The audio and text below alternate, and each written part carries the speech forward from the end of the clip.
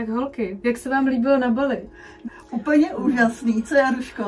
No, já jsem Bali strašně dlouho plánovala a splnilo to moje očekávání. Julie, to bylo něco tak úžasného, moře, písek, rybí trhy.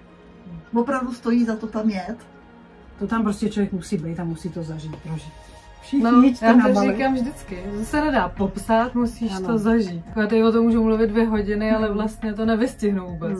Co si budete pamatovat navždycky? Tu atmosféru. Moře a oceán. Oceán divoký. Oceán byl opravdu divoký. To je úplně něco jiného. Byla nadšená z přírody, hlavně z přátelského přístupu lidí, hinduistů. Co mně se tam líbilo asi ze všeho nejvíc možná byly ty obětní místa. Oni mají úplně všude. A všude jsou místa a na ty obětínky. To opravdu je něco pro nás kouzelného a pro nás nezvyklého. Asi proč mě to tam pořád přitahovalo, bylo to jejich náboženství a to, jak oni to žijou. To příjemné, takže to dělá jako hezkou energii tam pak, že ty místa. A přivezli jste si kus Bali domů. Kus té atmosféry balijský.